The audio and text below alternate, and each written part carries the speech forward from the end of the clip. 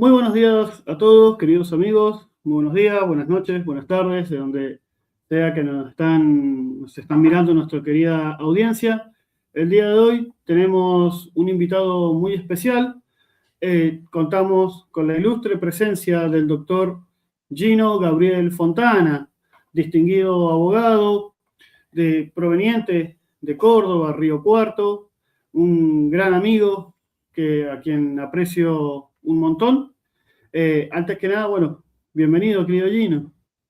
Muchas gracias, Sergio, por la presentación. Muchas gracias a vos. Un tema muy lindo para hoy poder compartirle a la gente, a la audiencia, y esperemos, bueno, que pueda salir de nosotros todo lo mejor y que se pueda llevar a cabo este lindo espacio que te agradezco muchísimo. Así que, bueno, vamos a ver qué es los interrogantes de esta linda charla. Así será, querido amigo. Y bueno, como siempre digo, para mí es un honor poder contar con vos. Y bueno, vamos a abordar esta temática, ¿no? Que por lo general, eh, si bien ya ha pasado tiempo, sigue siendo actual, ¿no? Que es la relación entre el poder político, la fe religiosa y la identidad, ¿sí? de los pueblos.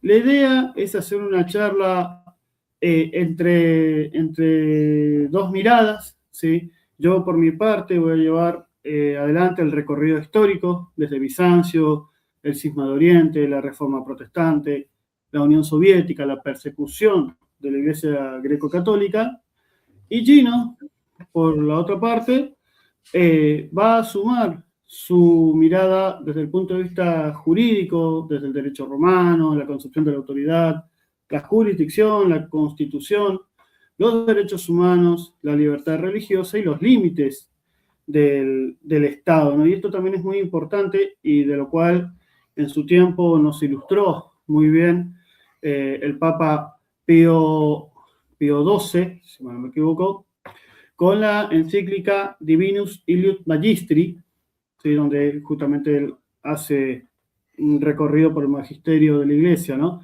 Pero la pregunta, ¿no? que nos va a guiar en esta charla es sencilla, pero a la vez también profunda, ¿no? Porque, ¿qué pasa cuando el poder político intenta controlar la conciencia religiosa de un pueblo?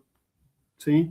Entonces, para responder esto, vamos a viajar, como dijimos anteriormente, desde Constantinopla hasta la URSS. Esta pregunta, ¿no? Justamente de tu mirada como abogado, digamos, este tema puede abordarse justamente desde el punto de vista histórico y jurídico, o pensás que es algo, o es algo que va por lugares antagónicos?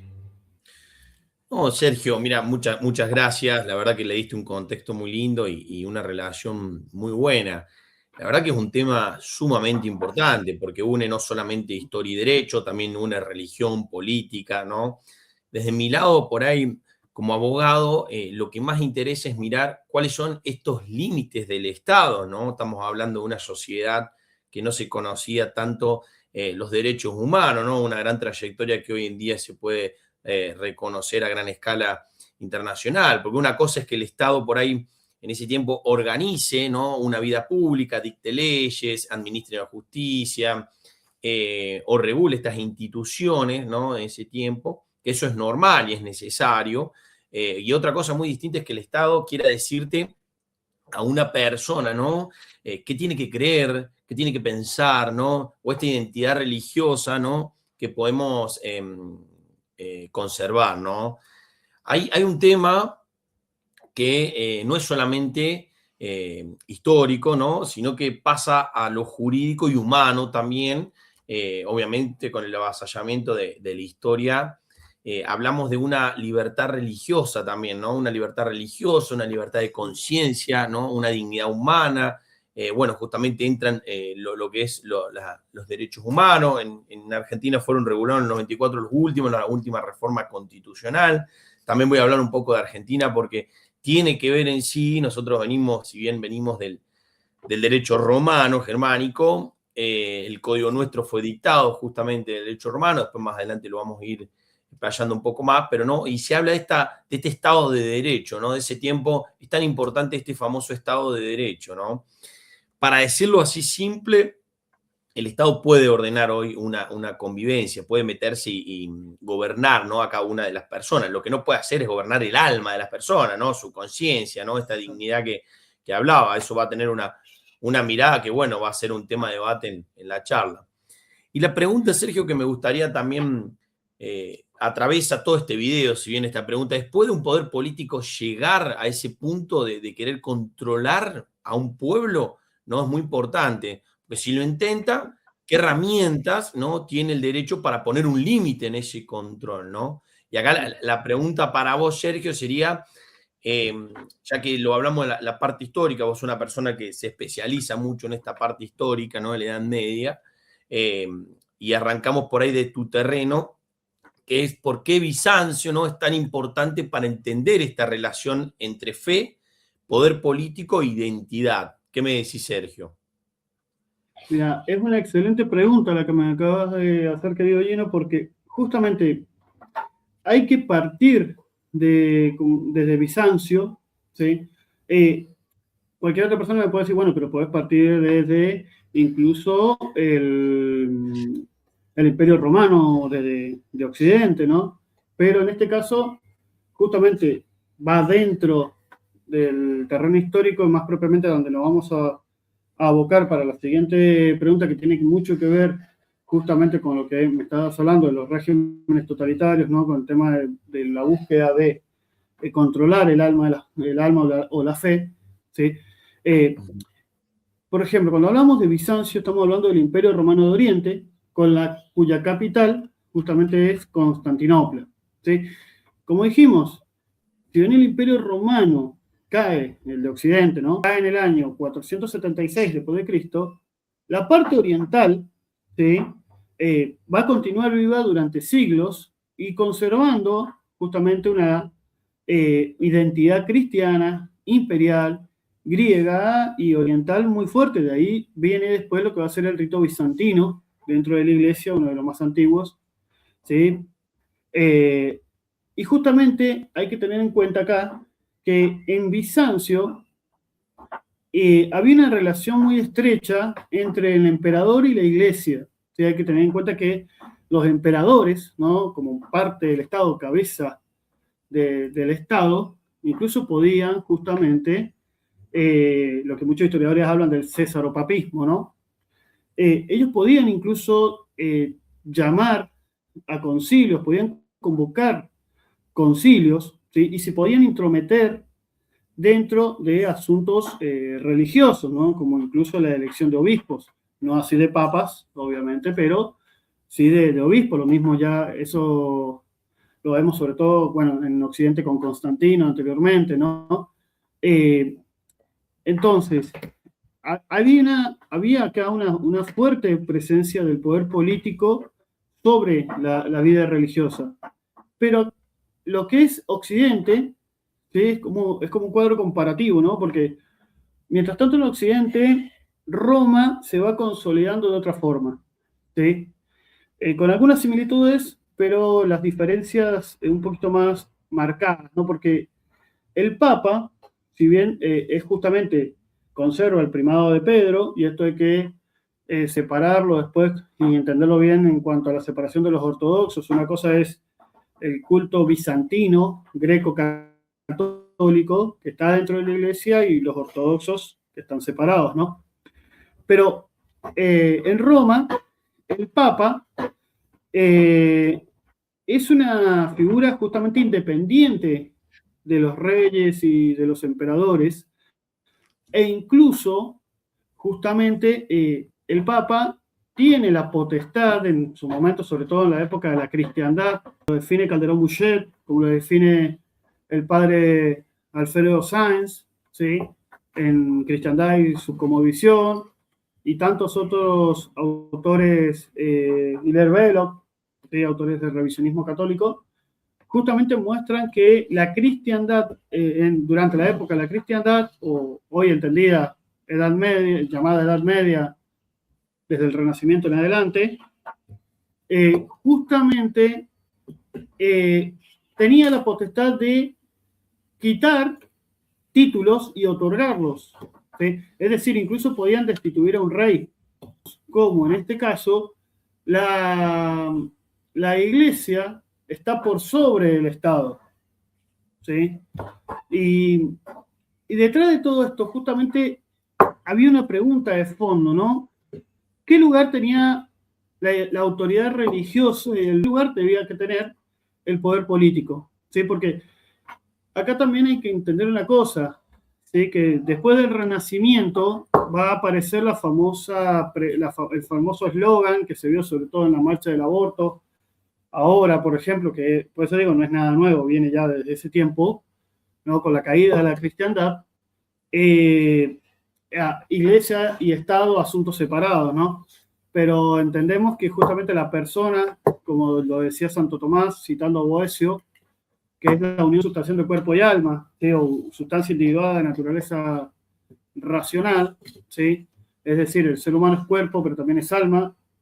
Pero, en definitiva, en Bizancio, por ejemplo, el poder imperial tenía una influencia enorme sobre la iglesia, y en Occidente, al revés, ¿no? La iglesia sobre el Estado. Entonces, en definitiva, creo, Gino, desde el derecho, ¿cómo se puede leer esta tensión entre autoridad espiritual, poder político, jurisdicción y legitimidad, digamos? ¿Quién Mira, está a por mí encima? ¿Cómo funciona eso?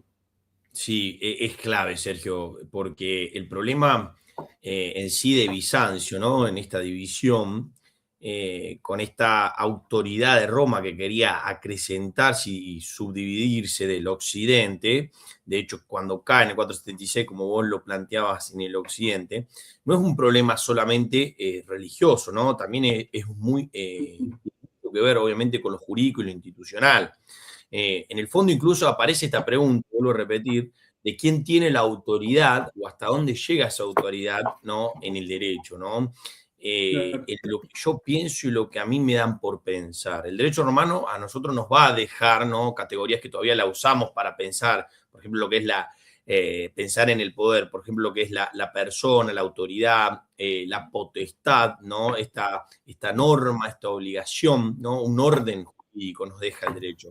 Roma no es solamente un centro político y religioso, ¿no? Es también una matriz muy importante jurídica para Occidente en sí. Si bien nosotros tomamos el sistema románico-germánico, no como en el caso de Estados Unidos, Inglaterra, que tiene un sistema como Locke, si bien tiene que ver, hay diferencias y similitudes, esto puede ser otro tema también de debate. Entonces, cuando miramos, ¿no? Esta tensión entre Roma y Constantinopla, podemos verla también como una tensión entre formas distintas de organizar este poder, ¿no? Una cosa es la autoridad espiritual, ¿no? Y otra cosa es el poder político, ¿no? Cuando estas dos, y acá viene lo importante, Sergio, cuando estas dos dimensiones se mezclan sin límites, el riesgo en el gobernante acá empieza como a creer que también pueden mandar sobre la conciencia, con este gobernante rey, ¿no? Ya Platón, Aristóteles ya venía hablando, este filósofo rey, gobernante rey de la conciencia, ¿no? Del poder hacer también que piensen como él quiere que pensemos. Hasta hoy en día pasa, hoy en día en las mismas publicidades, en el mismo marketing político, se usa mucho de yo lo que pienso, vos tenés que pensar lo que pienso y te tenés que callar y sobre lo que yo pienso tenés que decir, ¿no? Como que están tapando ese pensamiento mismo, ¿no? El cisma, volviendo al tema, en el cisma este de Oriente muestra esta crisis de autoridad y legitimidad, ¿no? No se discutía solo una forma teológica, ¿no? Una forma de celebrar, sino que también se discutía quién podía decir, quién podía interpretar, ¿no? Bueno, a raíz de eso después vamos a ver que en consecuencia llega la reforma protestante, ¿no? Entonces hay esta forma de quién tenía esa jurisdicción o qué relación debería existir en esto que decías vos entre la iglesia y el poder político, la iglesia y el Estado.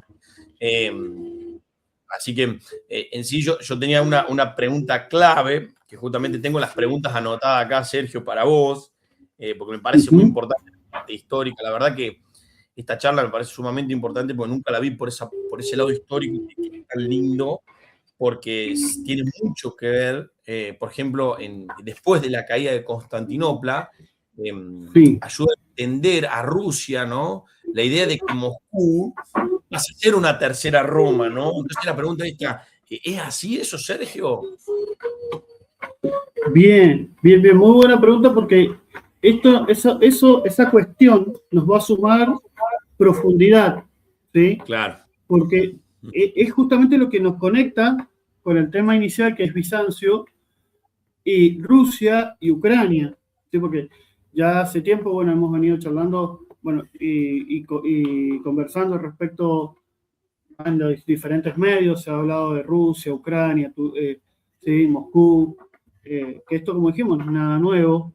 Hoy es un Entonces, hay tema de un punto muy conversación, tal importante, cual. exactamente. Y tal como vos mencionás, hay un punto histórico muy importante acá, que es que justamente en el año 1453 se va a caer Constantinopla en manos de los denominados turcos otomanos. ¿Sí? Entonces, para el mundo cristiano oriental, eso va a ser un golpe enorme, porque a partir de esa caída, Rusia se va a ver a sí misma como la heredera de ese Bizancio, ¿no? A su vez, hay que tener en cuenta, ¿no? Un Que esto Estado siempre totalitario, tal cual. Uh-huh. eh, exactamente. Y a su vez a esto hay que tener en cuenta otra cosa también, las tensiones que van a haber en la denominada Rus de Kiev, ¿sí? Porque justamente esto pasa, en realidad pasa con todos los países hermanos, ¿sí? Ya los argentinos también tenemos bastantes conflictos, hemos tenido bastantes conflictos con, ya sea con Uruguay, con Chile, ¿sí? En este caso, ¿sí? La Rus de Kiev era la configuración territorial de Rusia y Ucrania, ¿sí? A partir de ahí ya empiezan los conflictos, ¿no? Entonces, ahí es donde nace la idea de Moscú como la tercera Roma. ¿Sí? La primera Roma, que era el papado, que es el papado, ¿sí? Porque para nuestros televidentes, ninguno de acá es vacantista, le avisamos por las dudas. ¿Sí? Eh, Rusia, en ese momento, ¿no?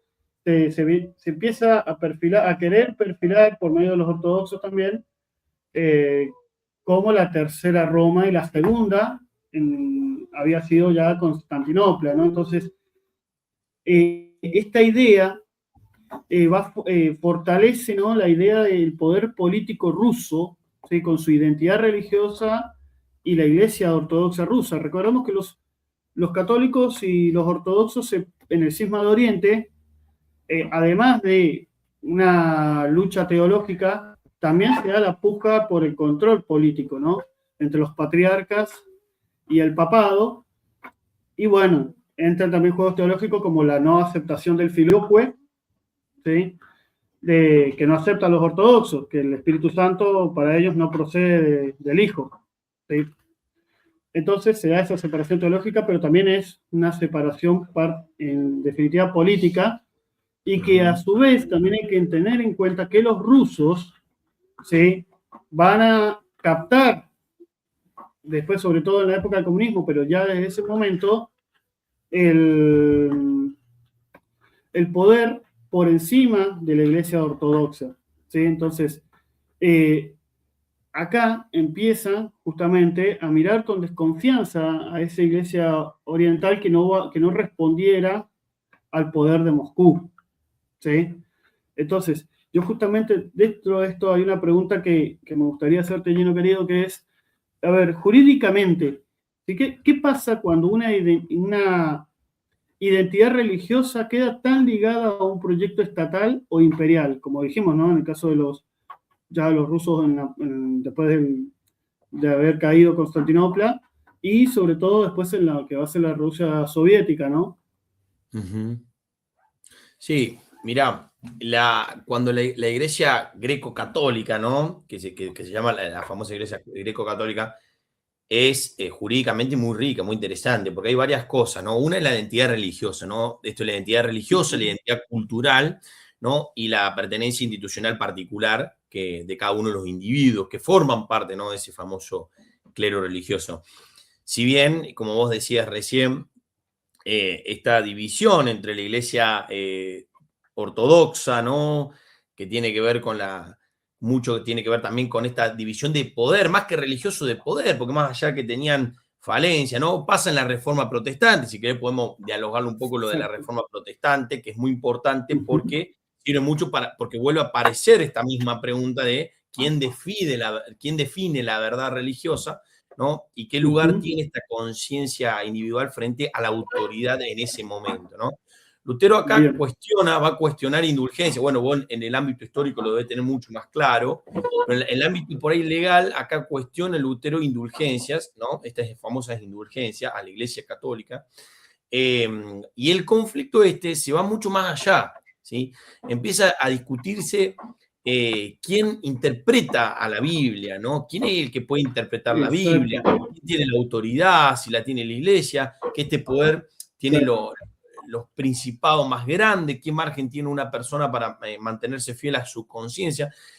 Lutero en sí era un, partamos la base que Lutero era un monje católico, agustiniano, ¿sí? Es importantísimo.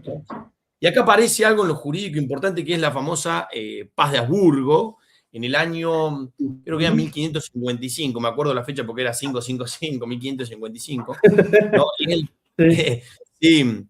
Es el primer principio de quis regio, ¿no? Que es el famoso dicho en criollo, la religión de gobernantes termina marcando la religión del territorio, ¿no? Si el príncipe era luterano, el territorio debía ser luterano. Si era católico, entonces debía mantenerse católico. En sí lo que hace Martín Lutero es, pone estas famosas 12 leyes, bueno, vos lo vas a explicar mucho mejor del lado histórico, pero en lo jurídico instaura, ¿no? Esa primera división de autoridad, ¿no? Desde una manera jurídica actual. Si lo vemos hoy en día, Sergio, que es muy interesante, porque hoy en día lo podemos ver por el lado de, significa esta conciencia de la persona que quedaba atada, ¿no? En ese tiempo a la decisión política del gobernante, ¿no? Entonces, no elegís vos libremente, sino que la persona elige su propio poder. Eso pasa en la Reforma Protestante, que hoy en día se ve mucho, ¿no? Ahí empieza esta evolución larga del derecho occidental, ¿no? Entender que el Estado podía regular las conductas externas, ¿no? Que podía adueñarse de la conciencia, la libertad, bueno, la famosa libertad de conciencia no nace de la nada, sino que fue naciendo después de estas guerras religiosas, el abuso de poder, estas persecuciones, si bien mal llamadas persecuciones, fue un tema que lo podemos hablar después, porque siempre fue una lucha de poder esto, Sergio. Y acá viene, bueno, mi pregunta hacia vos, si vos crees justamente que la reforma ayuda, ¿no? A estos conflictos, y acá se instala esta pregunta moderna, ¿no? De hoy en día de la conciencia individual frente a una autoridad, ¿no? ¿Qué opinás de esa reforma protestante, Sergio, a la conciencia individual que hoy en día existe frente a este Estado autoritario, ¿no? Bien. Acá también es una muy buena pregunta porque esto nos sumerge también en cierta manera entre las leyendas negras, pues sabemos que, a ver, hay leyendas negras desde el punto de vista de la América hispana, pero también hay leyendas negras dentro de la historia universal. ¿Sí? ¿Por qué? Porque, a ver, acá hay que aclarar una cosa, y esto siempre me remito, ¿no? A estos autores, magnos autores, como digo, ¿no? Hilaire Bello, Calderón Bouchet, el padre Alfredo Sáenz, que en su colección, eximia colección yo la tenía completa, de la nave y las tempestades, ¿sí? Abar le dedica un voluminoso tomo a la herejía protestante, a lo que va a ser, ¿no? Después la Reforma Protestante y a Martín Lutero. En cierta manera partimos de que Lutero, como decís vos, bien decís, era un sacerdote, ¿sí? Agustino, que en definitiva termina siendo hereje, apóstata y heresiarca, ¿sí? Porque justamente apostata de su fe, después crea lo que va a ser con el recorte de los sacramentos y el recorte de las Biblias, después lo que va a ser el protestantismo. Pero también hay que entender que, por ejemplo, ¿no? Que no, a mi ver, digamos, en base a los estudios históricos, la conciencia, el cristiano, ahí está, el cristiano en definitiva, bien formado, ¿no? Termina siendo el mejor ciudadano. ¿Por qué? Porque Cristo mismo incluso dice, ¿no? Dar al César lo que es del César y dar a Dios lo que es de Dios. Es decir, cumplir las leyes tanto y en cuanto no se opongan a lo más propio del cristiano, que es dar obediencia a Cristo, dar obediencia a los mandatos de la iglesia. Entonces, como bien decís, sí, va a ser una lucha de poder, porque también lo fue la reforma más adelante, Sí, lo que va a ser después, ¿no? La Revolución Francesa. Entonces, a ver, en ese sentido, yo creo que históricamente la reforma protestante se bien hizo mucho daño, y con esto, ¿no? ¿Quién interpreta las Sagradas Escrituras, ¿no? Y derivando, ¿no? Después, como vos decís, el cuyo regio, ilius religio, ¿sí? También empieza a, a gestarse ese, tener ese problema importante, tal cual. exactamente, ¿no? Y que es el control del pensamiento del individuo. Exactamente. Y Gino, entonces, podemos, ¿no? En base a esto, ¿no? Que esta pregunta me gustaría hacerte, ¿podemos conectar la reforma con el nacimiento del moderno de la libertad de conciencia, la libertad religiosa? O sea, sería la pregunta si hoy en día podemos conectar eso que pasa en Claro, ese momento a la libertad de hoy en día, Sergio. claro, o sea, si existe relaciones entre la reforma protestante, o mal llamada reforma protestante, porque en realidad no se reformó, sino que fue un quiebre, entre conectar la reforma protestante con el nacimiento moderno de lo que hoy es la libertad de conciencia o la libertad religiosa. Sí, sí, justamente eso que explicaba recién Sergio, ¿no? Que aparece ese dato justamente histórico de la Paz de Aburgo, ¿no? 1555, ¿no? El principio de Quis como vos decías bien. Por ahí, desde la mirada actual, es lo que decía anteriormente, este Estado que puede regular estas conductas externas, pero no puede adueñarse esa conciencia, ¿no? Acá la libertad no nace, ¿no? De la nada, sino que nace justamente estas guerras religiosas, este abuso de poder, ¿no? Estas famosas mal llamadas persecuciones que lo nombraba anteriormente. Claro. Y claro, y ahí, eh, si bien pues, es un punto de inflexión en definitiva, ¿no? Porque, Mm, como dijimos, la libertad de conciencia, la libertad es algo propio del ser humano. ¿Sí? exacto. Entonces, justamente el ser humano tiene libertad porque también tiene uso de razón, ¿no? Eso ya lo decía también Santo Tomás dentro del seno de la iglesia. Entonces, Acá por ahí ese Sócrates, tema perdón un que meta el poco, bocado, perdón Sergio que meta el bocado, pero sí, acá a Sócrates nos desarma. Sócrates no tendría que haber aparecido. No, Sócrates acá, obviamente, claro, eh, Sócrates acá nos invita como a decir, no, pará, pero el ser humano, ¿no? Puede pensar en sí las cosas en sí. ¿Sí? Esa famosa frase, solo sé que no sé nada, habla mucho claro. más de lo que él, obviamente, en ese momento en Grecia, en una Grecia tal politeísta, una iglesia tan, justamente hablando de lo jurídico, ese estado tan presente, tanta, justamente en guerras, tanto en las guerras, las famosas guerras médicas del Peloponeso, que vos lo debés conocer bien históricamente, genera ese estado de impetud que hace que estos grandes personajes, si bien vienen posterior, que hace que estos grandes personajes se pregunten, decir, no, bueno, la conciencia del Estado, está bien que el Estado tome este acto, ¿no? Está bien que el Estado tome esta guerra, está bien que el Estado... Bueno, la reforma protestante pasa justamente eso, Sergio, no sé si puedo por ahí responder esa pregunta.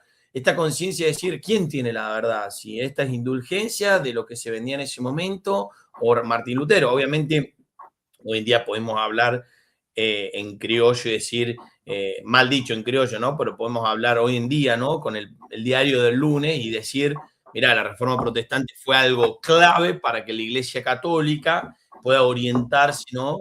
En un perfeccionamiento, en una mayor identidad esta mayor identidad de conciencia y mayor autoridad papal de esos siglos. A lo mejor, pues mucho por ahí culpamos a la Iglesia Católica, ¿no?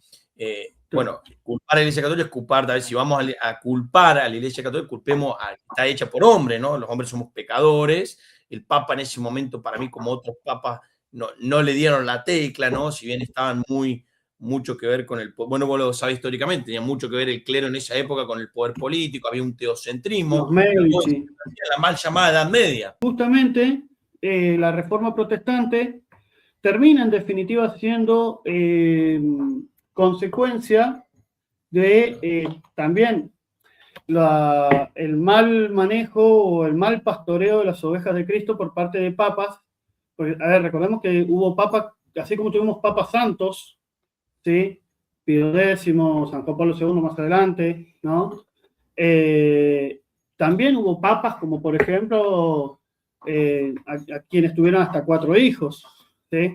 O sea, había papas, el papado se había convertido en un acceso de un rey, se comportaba más como reyes que como vicarios de Cristo, ¿no? Entonces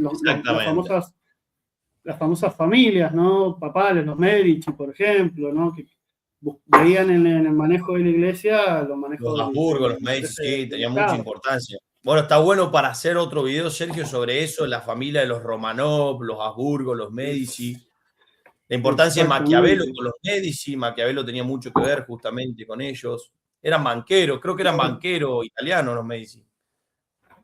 Sí, habían sido mecenas, tanto como fueron banqueros, fueron mecenas, ¿no? De grandes pintores dentro del Renacimiento.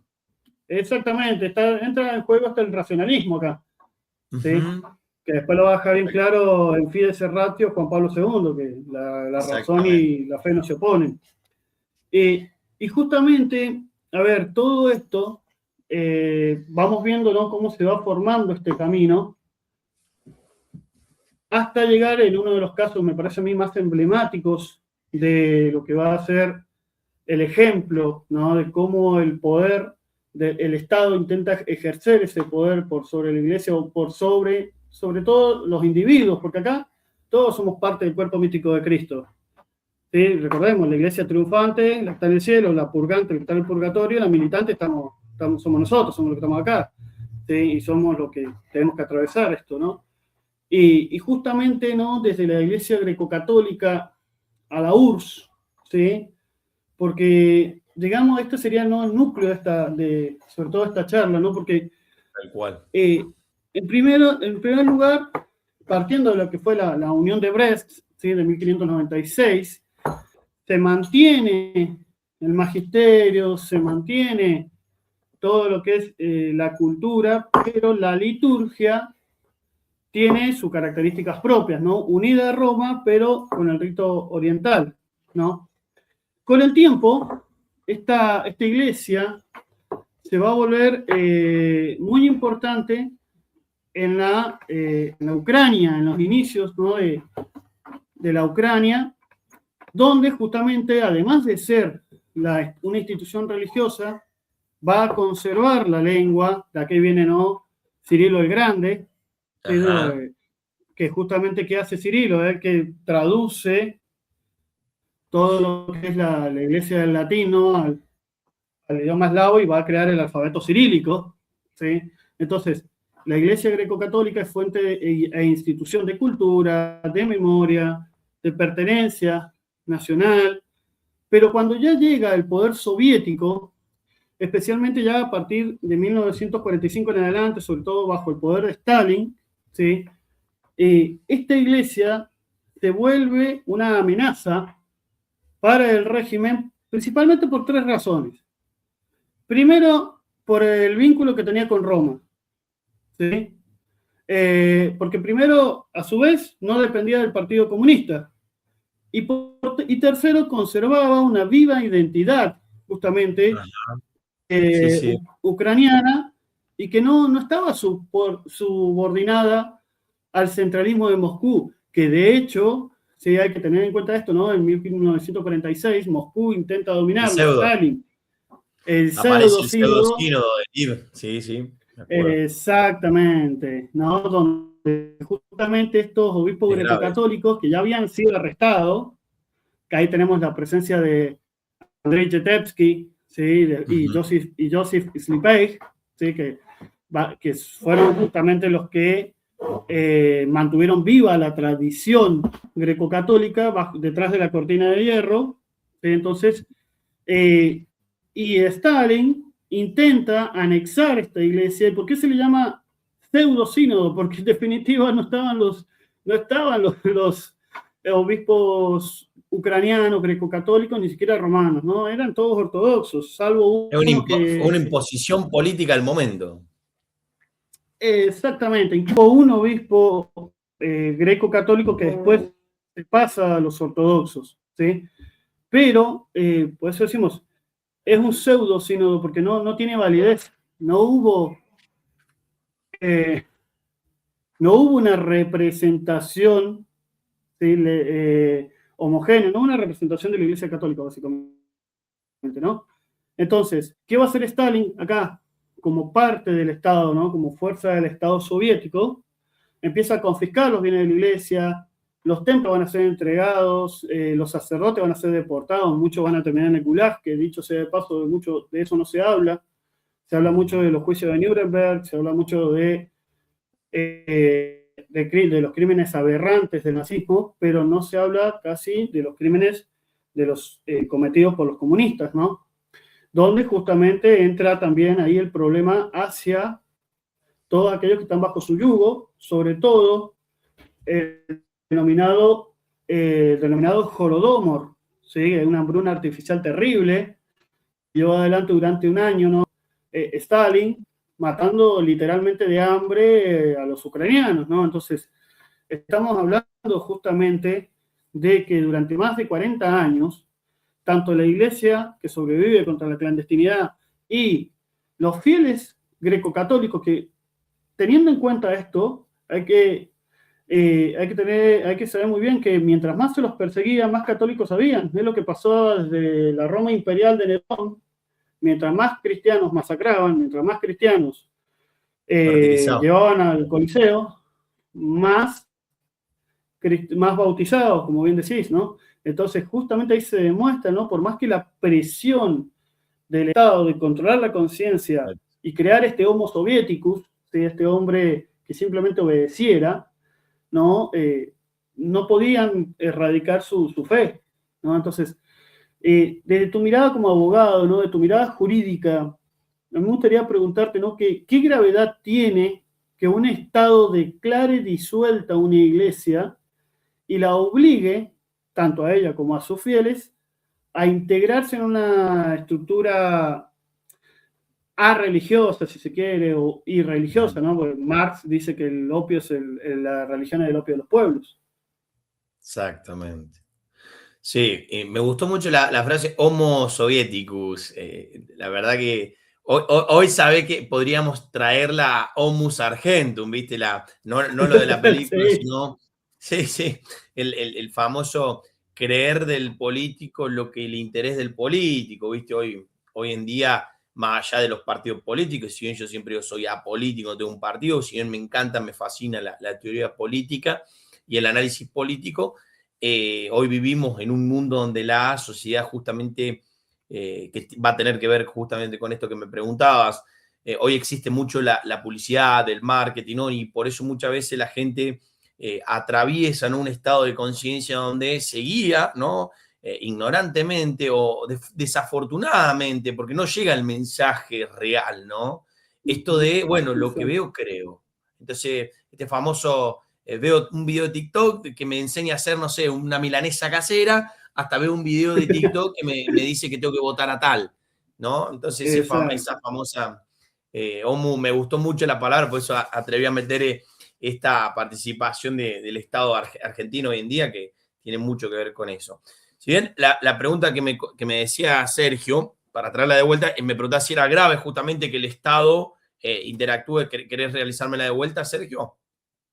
Sí, no, la pregunta en definitiva sería, ¿qué gravedad tiene, ¿sí? que un Estado declare disuelta una iglesia? Recordemos que, como digo, Stalin o se integran o la disuelve, ¿sí? Se integra a la iglesia ortodoxa, que es básicamente la iglesia del Estado, dominada por el Estado. O sea, Stalin declara muerta a la iglesia católica en su terreno, ¿no? Entonces, justamente, ¿no? ¿Qué gravedad jurídica, o sea, jurídicamente, ¿no? ¿Qué gravedad tiene que un Estado la declare disuelta y, peor aún, obligue a los fieles a integrarse a otra estructura religiosa, como lo es en el caso de la iglesia ortodoxa, por ejemplo, o sin ir más lejos, como habías hace rato, si en otros momentos, si el gobernante era protestante, se tenía que ser protestante, si era musulmán, se tenía que ser musulmán, digamos, hay estados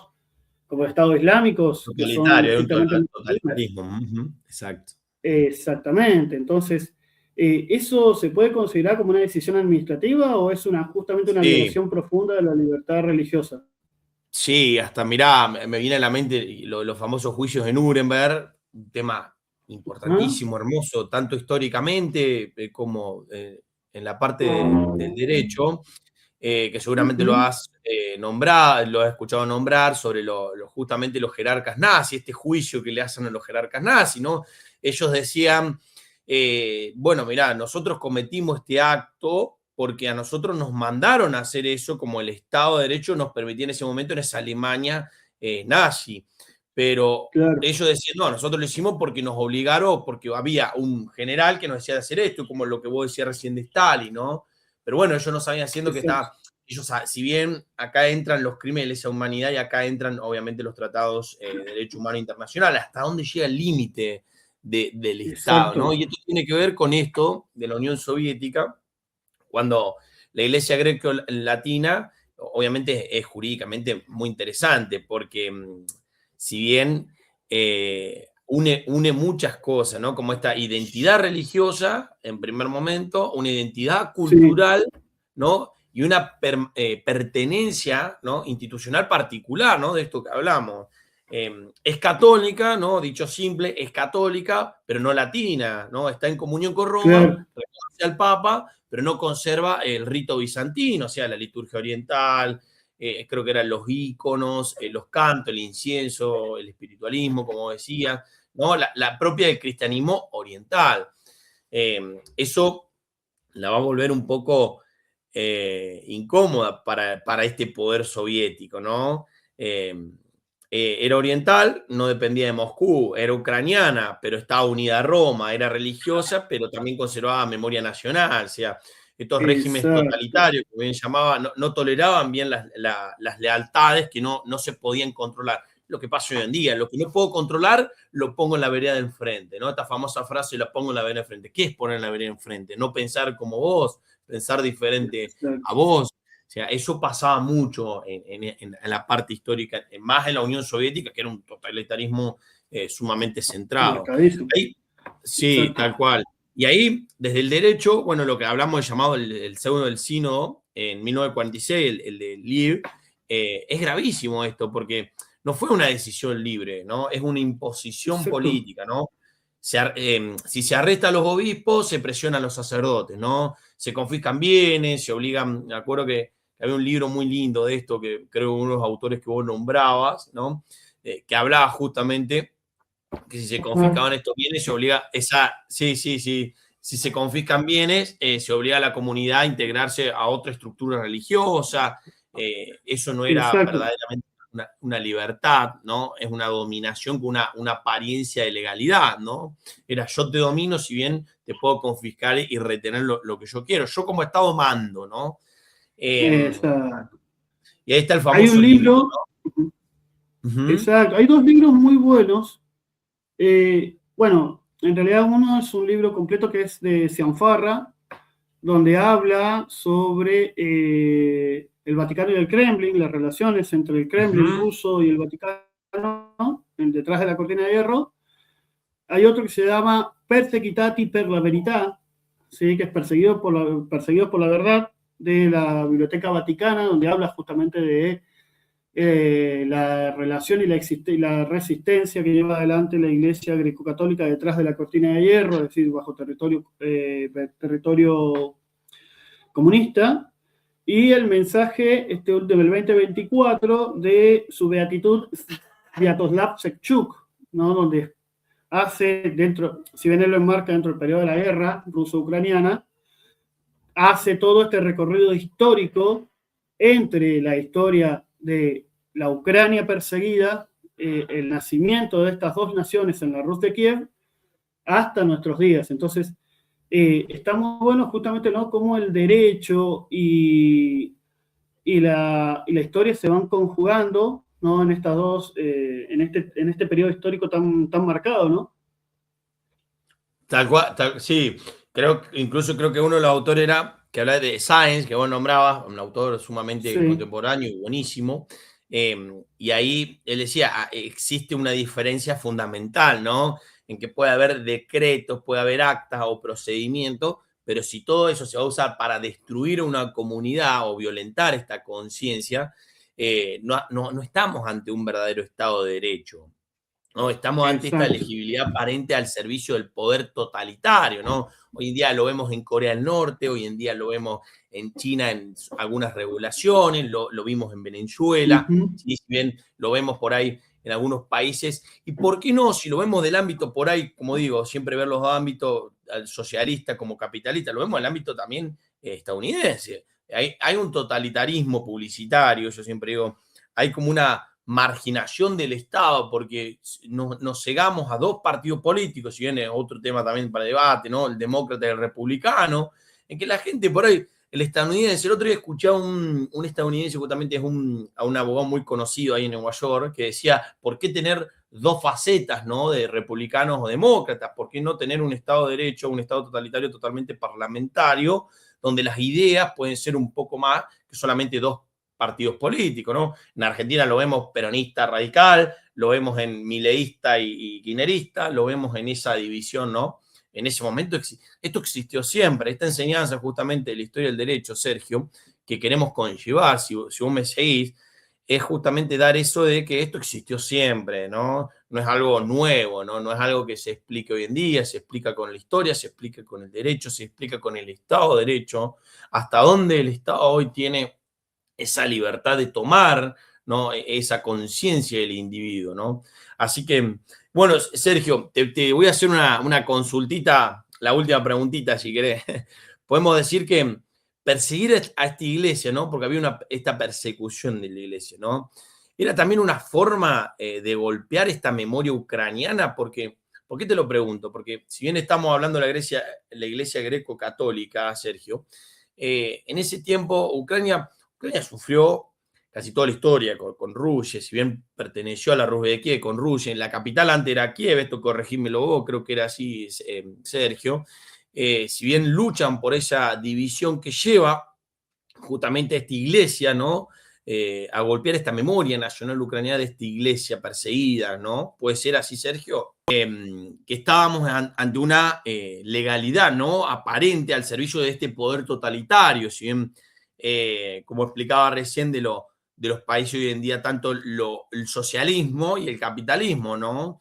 Este Ujú. socialismo de Karl Marx, materialista, este capitalismo de Locke, ¿no?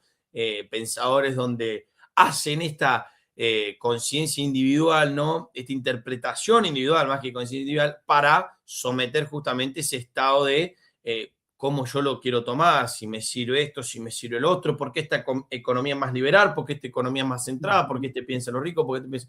Hasta hoy en día sirve toda esta experiencia de la memoria histórica justamente y este Estado de Derecho, como bien hablábamos antes. Sergio, podemos decir entonces, te voy a hacer una pregunta sobre Ucrania, ¿no? Que me interesa mucho la parte Bien. de la iglesia, ¿no? De esta persecución histórica, ¿no? Porque la Unión Soviética Sí. veía a la iglesia greco-católica como una amenaza grande, ¿no? ¿Eso era solo por un ateísmo o también había un vínculo con Roma y una identidad ucraniana? Y la otra, que tiene que ver con esta también, es si podemos decir que perseguir esa iglesia era también una forma de golpear a esa memoria nacional ucraniana.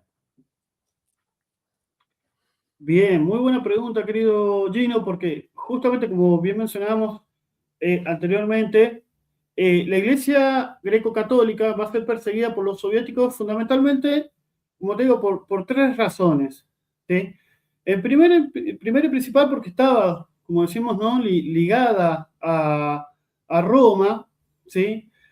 A su vez, también conservaba, como dijimos, ¿no? Esa herencia y esa postura como institución que custodia la cultura, ¿sí? Ujú. Como custodia de la cultura que la lleva a su pueblo, ¿sí? La cultura, la memoria, la pertenencia a la identidad nacional de Ucrania, ¿sí? Entonces, a su vez, no estaba, ¿sí?, subordinada a Moscú. Entonces, también como vos mencionaste, al no estar subordinada a Moscú, escapaba de su autoridad, se le iba de las manos, ¿sí?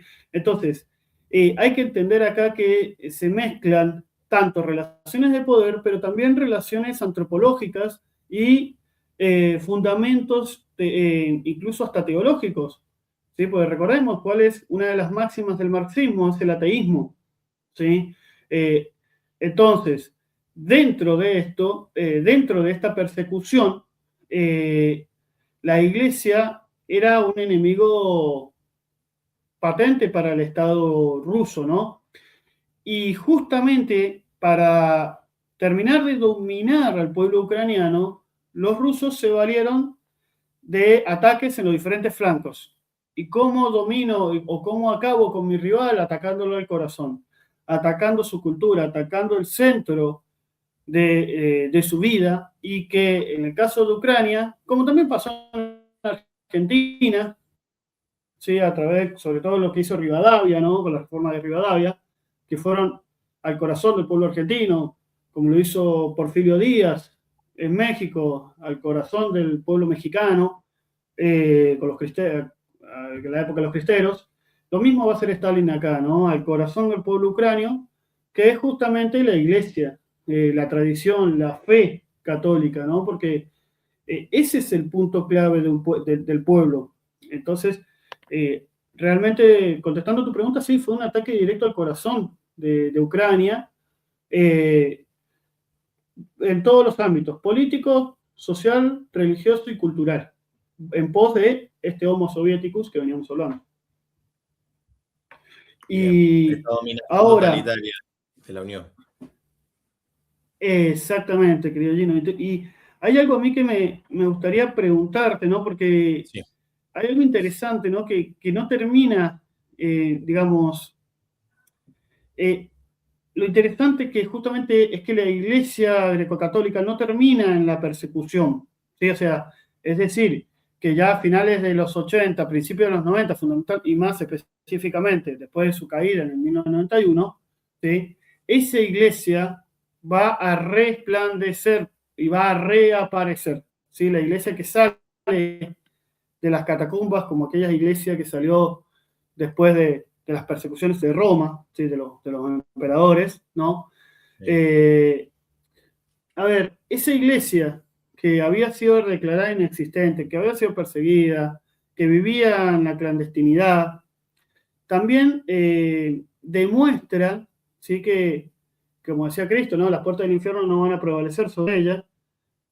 La iglesia demuestra que las estructuras políticas tienen un límite, ¿sí? La historia lo mostró. O sea, la Unión Cívica, perdón, la, perdón, la URSS, ¿sí?, la Unión Soviética cayó, eh, incluso trayéndolo hasta nuestros días. Bueno, Venezuela, el régimen comunista, si bien con otros tintes, ¿no?, pero el régimen comunista en Venezuela cayó.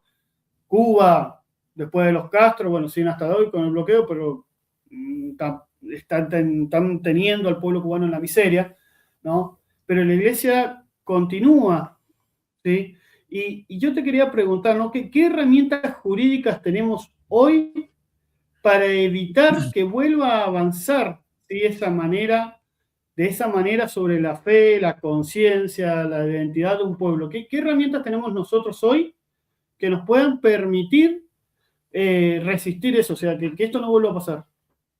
Mirá, para complementar, Sergio, lo que vos venías diciendo, sí, cuando cae justamente la Unión Soviética con Gorbachov, tuvo mucha importancia, como bien hablamos también de los papados negligentes e incompetentes por ahí, Juan Pablo II, ¿sí? Juan Pablo II tuvo mucho que ver en la caída de la Unión Sí. Soviética, ¿sí? Mucho, mucho que ver. Si bien fue un excelente papa, un gran teólogo, una persona sumamente inteligente y muy espiritual, uno de mis mayores, por ahí, personas que me identifico, ¿no? Una persona muy estudiosa, ¿sí? Si bien hablando sumamente de lo espiritual. Partiendo de esa base, vos fíjate que existen un montón hoy en día de códigos de constitucionales, constituciones, perdón, que podemos remarcar. Porque, por ejemplo, desde el lugar que yo te puedo decir, el lugar legal, acá hay un punto importante, ¿sí? El derecho existe para organizar esta convivencia, ¿no? Pero también existe para limitar el poder, ¿no? ¿Hasta dónde está permitido esto? ¿No? El derecho acá se convierte en como una herramienta para el Estado, ¿no? ¿Para qué? ¿Para qué? Para que el Estado se controle esta conciencia, proteja justamente a la persona y se vuelva como un instrumento de no dominación, sino un instrumento justamente de Estado, ese conjunto de instituciones que regulan la vida de la sociedad, ¿no? Eh, si bien esta tradición jurídica occidental, ¿no? La que estamos hablando desde el derecho romano hasta los códigos modernos, inclusive como lo decía anteriormente, el código nuestro tiene mucho, inclusive tiene casi todo el derecho romano, Vélez Arfi lo adopta, fue Vélez Arfi quien lo adopta el derecho romano y lo copta como en la primera constitución de 1853, Argentina. Entonces acá entra esa tradición jurídica romana justamente en el constitucionalismo nuestro, ¿sí? En esta constitución, esa famosa constitución que se encontraba Argentina en ese momento histórico, bueno, lo vas a explicar Sergio, se encontraba en una época de transición importante, ¿no? Independizado en 1816, fue como un proceso muy rápido, todos necesitábamos una propia constitución, ¿no? Entonces se fue constituyendo esa idea básica, esa autoridad necesaria de límites, ¿no? Para Argentina, ¿no? Acá el Estado no es dueño de la persona, justamente. Constitución viene de constitucionalismo, ¿no? No soy dueño de la persona, ¿no? Solamente declaro una constitución. Si la persona tiene una dignidad acá, ¿no? Tiene una conciencia, tiene una libertad interior, ¿no? Tiene incluso, y lo remarca mucho la palabra identidad, ¿sí? Los códigos acá, Sergio, según tu pregunta, si te puedo responder más o menos con lo que me decía, acá los códigos ordenan una vida social, ¿no? Ordena persona, ordena familia, yo lo veo inclusive en el ejercicio profesional, ordenan asociaciones, ordenan bienes, ordenan obligaciones, ¿no? Pero obviamente la Constitución cumple un papel más alto que todo eso, ¿sí? Si ven, esos son los códigos, la Constitución es mucho más importante porque la Constitución entra para poner estos límites al poder, ¿no? Proteger estos derechos fundamentales, ¿no? Inclusive en nuestra Constitución Nacional se puede conectar, obviamente, varios puntos de esto. En el artículo 19, el artículo 14 justamente reconoce esta libertad de culto, ¿no? El artículo 19 va a proteger una esfera de esta libertad personal que queda fuera de la autoridad de los magistrados, mientras no afecta, obviamente, el orden y derechos a terceros. Eso dice el artículo 19 nuestro. Y el 75, ¿no? Inciso 22, que se incorpora, ¿no? En estos tratados internacionales que hablamos de 1994, esta Declaración de Derechos Humanos, esta jerarquía constitucional, también tiene mucha relevancia, ¿no? En nuestra Constitución. También es cierto, acá hablando de la Iglesia Católica, que es muy importante, el artículo 2, ¿no? Este famoso artículo que hace poco entró en una esfera de discusión que si lo sacaban o no lo sacaban. Obviamente sacar un artículo constitucional es reformar una constitución, obviamente es ya ponerle ese límite que no necesita la constitución, que la constitución tiene su propio límite, ¿no? Porque ella es la que instaura los límites, ¿no? Ese es un Estado de Derecho, ¿no? Este artículo 2, ¿sí? Si bien para lo que no conoce, el artículo 2 adopta el culto católico apostólico romano para el gobierno federal, que sostiene esto, y el preámbulo en sí invoca esta protección de Dios, ¿no? Que dice protección de Dios, fuente de toda razón y justicia, pero eso no significa acá que el Estado pueda imponer una fe. Eso es importante para verlo, Sergio, ¿no? Acá el Estado no te está imponiendo una fe, ¿no? O perseguir otras, ¿no? Vos crees esto porque está en la Constitución y seguimos otra, ¿no? Sino que reconoce acá una tradición, ¿no? Que no equivale a dominar la conciencia, ¿no?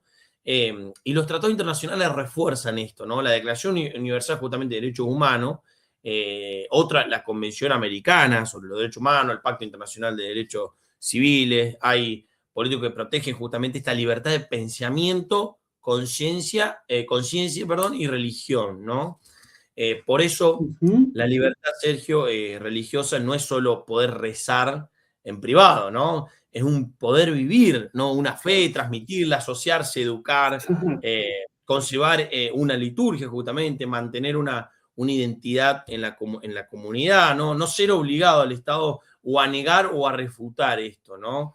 Eh, Así que bueno, eso es lo que te puedo, no sé si te respondo la pregunta, Sergio. Sí, sí, no, de hecho está ideal porque justamente vemos la diferencia con un régimen totalitario, que no solamente el régimen ruso, sino incluso hasta chino, ¿no? Donde los pueblos, por ejemplo, el pueblo chino tenía que tener sí o sí en su momento, ¿no? En el 49 en adelante, un cuadrito ahí de Mao y se tenía que arrodillar entre él 3 veces antes de salir a la casa, digamos, ¿no? El Exactamente. reemplazo de la fe por el culto al líder.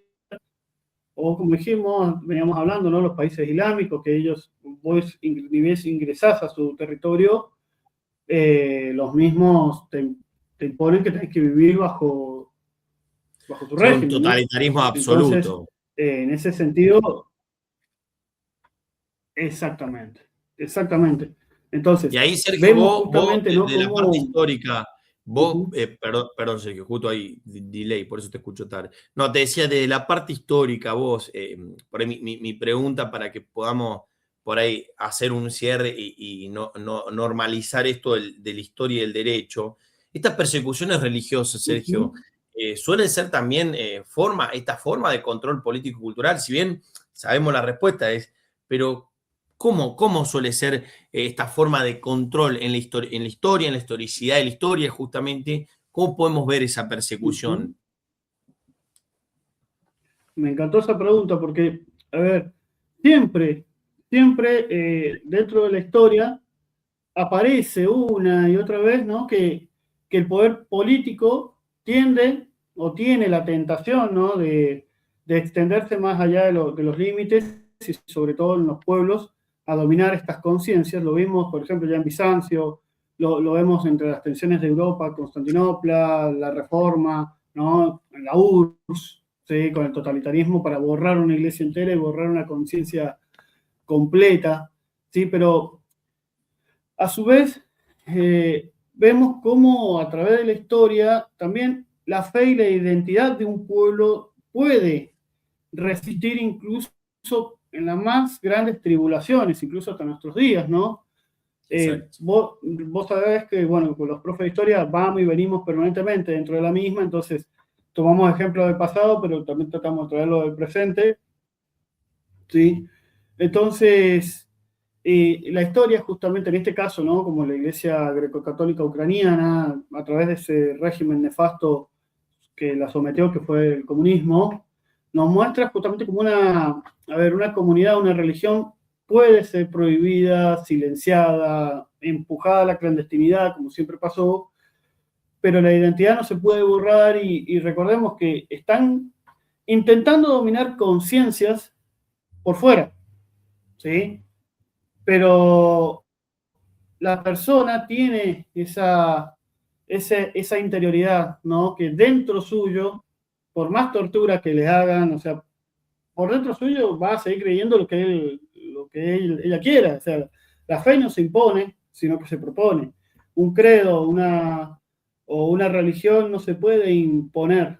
Tal vez sí de manera externa, política, pero no interna, digamos, ¿no? Entonces, Ujú. esta charla yo creo que justamente nos da una mirada integral, porque nos da una mirada del pasado, ¿sí? Pero también nos permite advertir, ¿sí? Que tenemos ya un bagaje, ¿no? Cultural, un pasado histórico que nos permite advertir que esto no puede volver a pasar, o sea, que cuando la libertad está en peligro, ¿no? Que cuando el Estado quiere controlar la existencia, cuando la patria está en peligro, como diría San Martín, todo es lícito excepto no defenderla, diría San Martín, ¿no? Es decir, que la religión, el ser humano tiene una libertad, ¿sí? Y eso es lo que no puede perder. bajo ningún punto de vista, ¿sí? Entonces, eso por ahí me gustaría hacer hincapié, ¿no? Que en nuestra fe, ¿sí? Como ha pasado tantas veces, ¿no? Que lo han querido silenciar, pero no han podido, ¿no? La verdadera fe, la verdadera religión es el catolicismo, y tan bamboleado que ha sido, pero sigue Tiene existiendo a través de 2000 la años. historia, ¿no? Y eso tiene 2000 años, exactamente, y la vamos a seguir teniendo hasta el fin de los tiempos, es así. ¿Sí? Entonces, eh, antes que nada, también yo no sé si querés hacer alguna reflexión final, Gino querido, algunas palabras. Bueno, dale, Sergio. La verdad, mira, fue un gusto, un placer. La verdad que son temas que me encantan. Vos sabés, Sergio, que a mí me fascina la historia también. Eh, por ahí, estos temas, por ahí uno intenta darlo del punto siempre de autores, de por ahí libros que hemos leído muchas veces, de un punto de vista jurídico, incluso histórico, pero como decimos recién, acá formalizamos algo que muchas de las cosas no se saben. Por ahí he escuchado muchas justamente entrevistas, y estaría bueno acá en Neuquén justamente llevar ese mensaje de no hay una iglesia raciva, amenazante, de persecución de Casa de Bruja, que hoy el Ministerio de Educación está empecinado con el Casa de Bruja, pero hay que explicar bien por qué sucede Casa de Bruja históricamente. Si bien no lo veo un buen planteamiento para enseñar a niños de secundario, porque no se entiende, porque para hablar de eso es como hablar de la Segunda Guerra Mundial sin hablar antes de la Primera Guerra Mundial. La Casa de Bruja, yo veo hablar de la Casa de Bruja sin hablar antes de lo que es la división de iglesia, la estructuración de Estado-Iglesia, un montón de cuestiones importantes, por ahí lo vemos. Por eso este espacio está bueno para eso, Sergio, ¿no? Para remarcar esa cuestión. Y por último, a mí me parece, Sergio, este cruce que hemos tenido entre, como lo dije anteriormente, de historia y derecho, deja una enseñanza muy clara, ¿no? La historia muestra los hechos, ¿no? Pero el derecho obliga a preguntarnos qué identidad es vulnerada y qué límites se deben no cruzarse nunca en una sociedad, no en un Estado. Inclusive el cisma Oriente, ¿no? Muestra una crisis de autoridad entre mundos cristianos, ¿no? La reforma protestante va a mostrar una crisis de la conciencia frente a una autoridad, en este caso la autoridad papal. Y esta persecución soviética, ¿no? Estos 3 puntos que vimos nosotros de la Iglesia greco-católica muestra este caso extremo, ¿no? De un Estado totalitarismo extremo que intenta controlar esta fe, esta memoria, esta identidad de un pueblo, ¿no? No, inclusive podemos meter en el golpe de Argentina, uno de tantos golpes de Estado, el más significativo en 1976, ¿no? Que pasa sumamente algo parecido, ¿no? Desde el derecho, te puedo decir, Sergio, que la conclusión es simple. El Estado tiene límites, ¿sí? Te lo digo claro en criollo para que se pueda entender. No se puede confiscar la conciencia, ¿no? No se puede imponer una fe, ¿no? No se puede borrar una identidad religiosa, incluso se puede llegar a destruir una comunidad por decreto, lo voy a decir como la palabra, por decreto se puede llegar a destruir una comunidad por eso. Por eso no es que en esta charla tampoco se imponga, sino que son puntos de visión y de partida y miradas justamente históricas y de derecho reales y de personas históricas, de personajes y autores que se han relacionado toda la vida y han estudiado toda la vida estos temas, ¿no? De participación, de Estado, de historia, de derecho. Porque cuando acá el poder político, Sergio, y por último, pretende ocupar, ¿no? Ese lugar de la conciencia, se deja como que deja de haber esa verdadera libertad, ¿no? Y cuando el derecho deja de proteger, ¿no? A la persona frente al poder, deja de ser el derecho en sentido pleno, ¿no? Se transforma en una herramienta de dominación el derecho, ¿no? Por eso estos temas no son solo pasado, sino que nos ayudan a pensar qué sociedad queremos construir hoy en día, qué Argentina queremos construir hoy en día, una donde el Estado controle esta conciencia o una donde el derecho se pueda proteger esa dignidad, esa libertad, ¿no? Esa identidad de las personas y de los pueblos. Y bueno, y como enlace de esto también el derecho a pensar diferente o a pensar igual, a lo mejor voy a pensar igual, a lo mejor voy a pensar diferente, pero no perseguir, no hostigar, ¿no? Porque pensás políticamente diferente o porque pensás diferente, te voy a seguir, o porque sos de estos, hoy en la sociedad argentina veo como Sos de que izquierda, sos ese de Estado de derecha. Derecho está muy limitado, ¿no? Porque estas publicidades, estas marketing por ahí nos llevan a esta ignorancia. Muchas veces un profesor mío decía, lo que falta hoy en día en la sociedad faltan libros, me decía, ¿no? Y lo decía literalmente, ¿no? Falta como libros, ¿no? No tanta pantalla y más estudio de autores, ¿no? Obviamente, en vez de estar por ahí, yo le digo, tengo una hermana justamente menor, de 19 años, que comienza universidad, le digo, en vez de estar por ahí todo el día mirando TikTok, Instagram, que también lo hago, me hago autocrítica, por ahí también mirar cada tanto un videito de YouTube de algún autor importante o algún canal justamente importante que hable sobre qué es el Estado, qué es la política, porque ella está estudiando también leyes, qué es eso. Entonces ir como agarrando y metiéndose en ese mundo. Después le digo, después disfrutá, le digo, después te recibís, terminás de culminar tu estudio y disfrutá, ¿no? De esa capacidad intelectual que te da muy linda la universidad pública, gracias a Dios en Argentina es muy importante, esa presencia de Estado de Derecho que tanto importa, justamente se siente hoy en ese ejemplo de una universidad pública, gratuita, ¿sí? Y de calidad, ¿no? Obviamente. Tanto vos como yo sabemos bien que las universidades hoy en día son un eje fundamental y principal para entender estas cuestiones. Y bien, hay por ahí personas que no van a entender lo que hagamos, pero si bien invitamos justamente a que sigan participando, que sigan viendo, a que si no entiendan algo nos consulte, seguramente vas a dejar medio de consulta, Sergio, y que nos puedan preguntar Sí, sobre sí, sí, sí, estas sí. cosas tan lindas, claro, que son el derecho y la historia, Sergio. Bueno, Gino, querido, antes que nada, vuelvo y repito, para mí es un honor poder realizar este video con vos, sabés que te tengo un aprecio muy grande.